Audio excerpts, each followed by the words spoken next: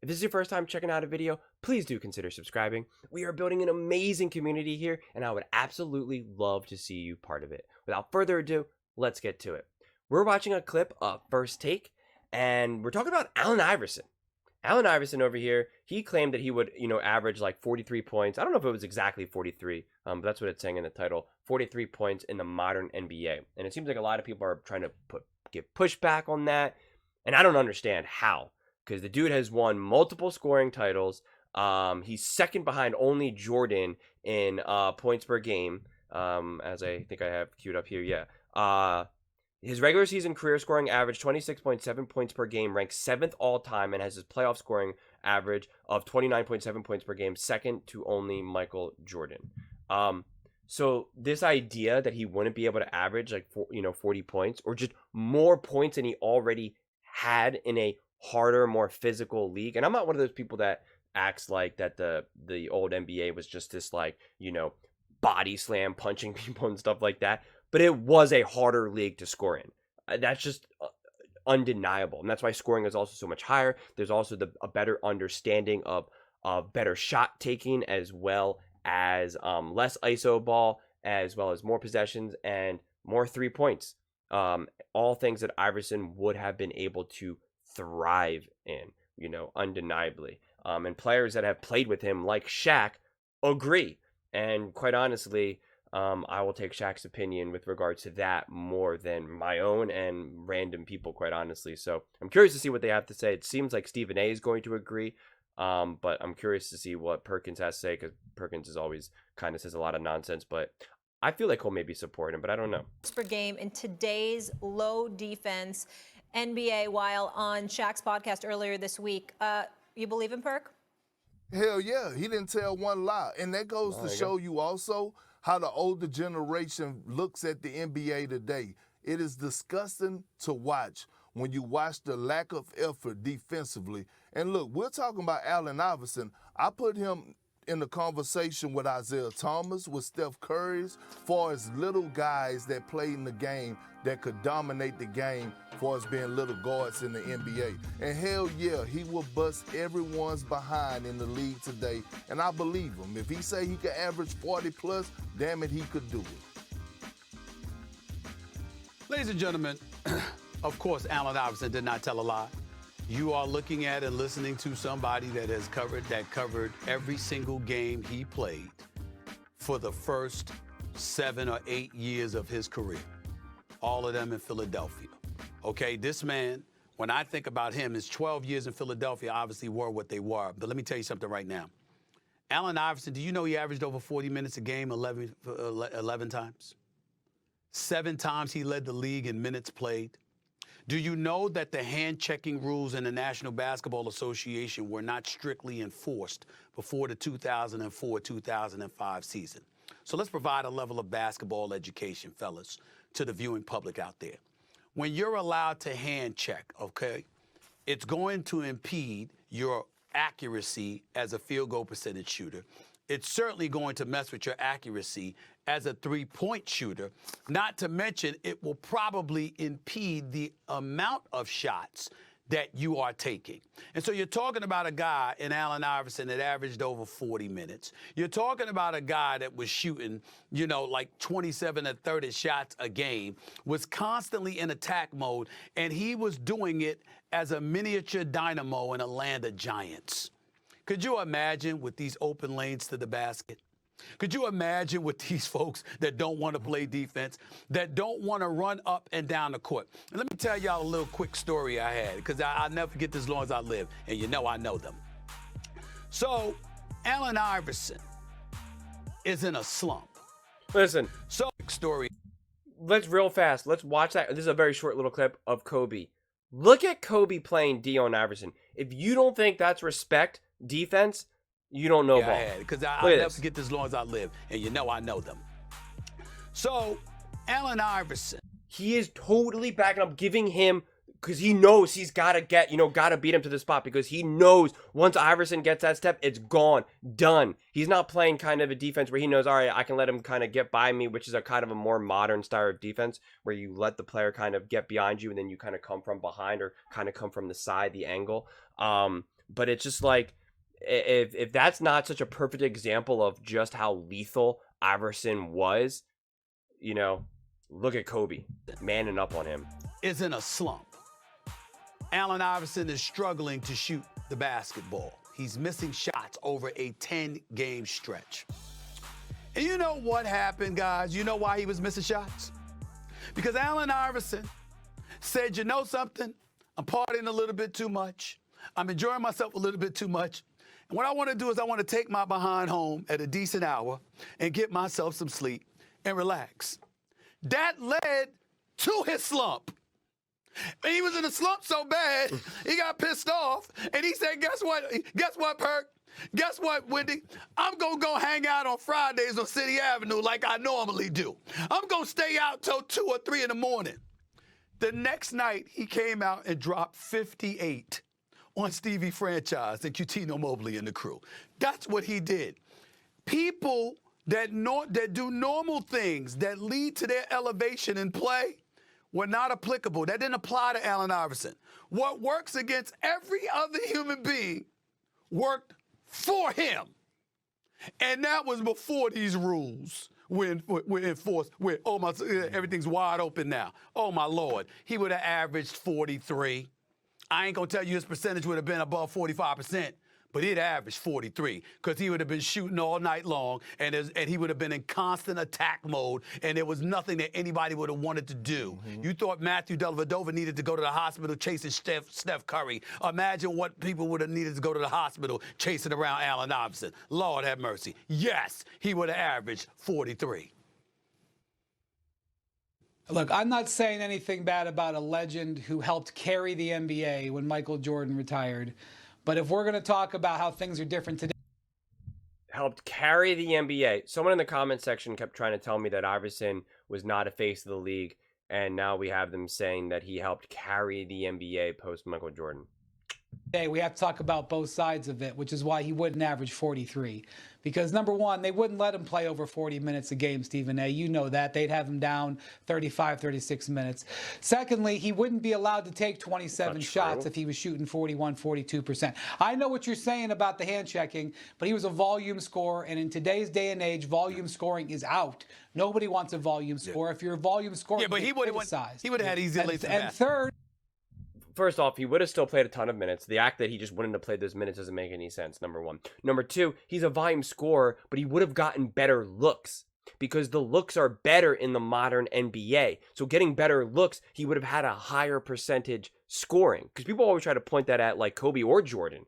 It was more of an ISO game. You had to take worse shots in that type of game. It was like the only way that you could score and could get these looks. You weren't getting these wide open looks, and the ball didn't have the same level of movement, and you didn't have the court wasn't spaced as much. You know, that's just a fact. So Iverson, to think that in the modern game, Iverson wouldn't have had it's like saying Michael Jordan. Because people will say about Michael Jordan, didn't shoot threes, whatever. Do you think if Jordan was playing in the modern NBA, he wouldn't be locking down threes? Same thing with LeBron. If LeBron came into the league now, you don't think that his three-point shooting would be even better? Because it's gotten better over the years. But LeBron would be putting in work to try to make his three-point even better, right? So this idea that Iverson would just be the exact same player with the exact same stats and then just be brought into this league, it doesn't make any sense. Also, you have to understand, when he says that they wouldn't allow it, Iverson played with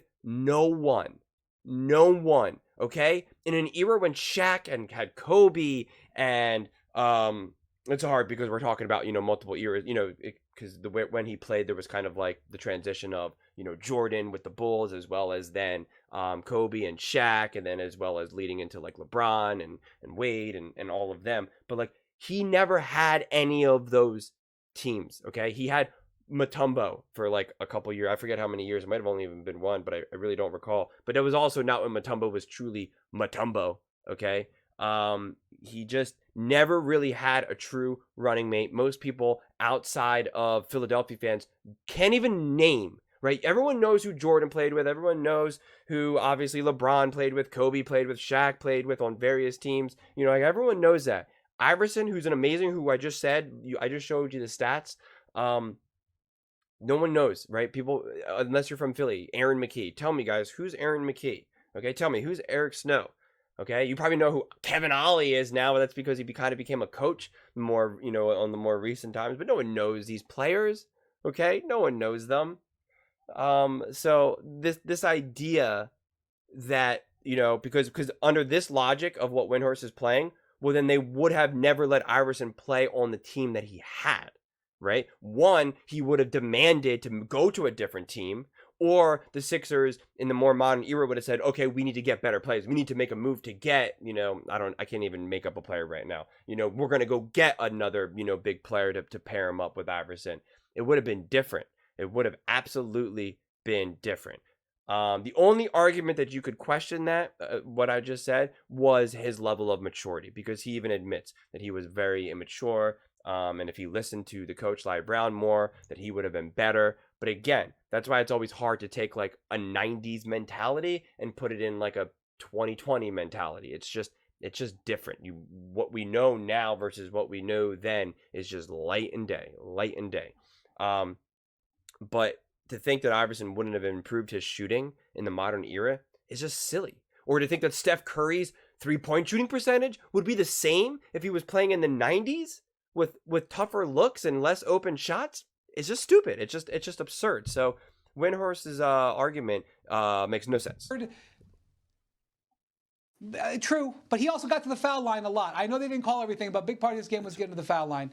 He did benefit from that. The other thing I'll say is, at the other end of the court, he got to the they line because he would was fouled. Target him like crazy in switches that he got away with back then when he had a defensive-based team and the game was played differently and they could protect him. They could protect him also because of the way they could play defense. He would be an absolute dead red target on defense, which would be hard to have him out there. His talent is unquestioned. He could stand next to Steph Curry and all those guys. But if you're going to play the game about today and talk about today's rules, you got to talk about both sides. Wendy. He would have averaged 43, Wendy. God bless him. And he would have played more minutes. I'm telling you, you wasn't going to be able to sit him down. Wendy, It would have been a problem. But he wouldn't average it. Wendy, he would average 43 in today's game, okay? We're talking about a guy that led his team to the NBA Finals when it was boxes and elbows, when it was a level of physicality that was unmatched. Do you know? I know, and he shot 31% on threes. So what? But that's the problem. That has nothing. We keep diving into these analytics. We keep diving into these field goal percentages. We keep diving into these cameras on the floor and what guys are saying. No, he could hoop. The eye tests tell me that Allen Iverson would have gave people that work in today's game. That's what Big Perk eyes say, that the league does not play defense like they did back in the day. Forget the numbers. My eyes tell me differently. It's weird to agree with what Perk and Stephen A are saying, but it's just like so weird that Windhorst is saying this with such like a smugness, like he just like knows, like on 32% or whatever the heck the number was, and it's just like you don't really actually know what you're talking about, okay? Because again, I've already mapped out why the percentage is already misleading, and again, if he was playing on a different team where he didn't have to do all the work himself and just heave up. Do you know how tiring it is to shoot those many shots? Anyone who knows, okay? If you just go out and you're just playing by yourself and you're just putting up shots, your arms and your shoulders get tired. Your upper back gets tired. Everything gets tired, okay? So this idea, and your legs also, especially if you're running around, your legs go out. So it would be a different game if you put a complete team around him, or if you put like a legit shooter, gave him other shooters, he wouldn't be shooting all those threes then. Okay? Because again, the teams are constructed differently now. Okay? You would know, okay, we need, we want to have like a big man, or then we want to have someone who's a spot up shooter. We have this, we have that, we have an actual point guard. Because that was also the big problem with Iverson. It was like he was a point guard, but also a shooting guard, and they wanted him to be a point guard, but he didn't want to. But then they had Eric Snow as the point guard, but he was pretty much just like, not much of anything, to be quite honest with you. Nice guy, but not much of anything. And so again, he never got to play. He never had a Bosh Dwayne Wade, LeBron James, Shaquille O'Neal. I mean, like all of these championship teams. I mean, look at all the teams that the Spurs had.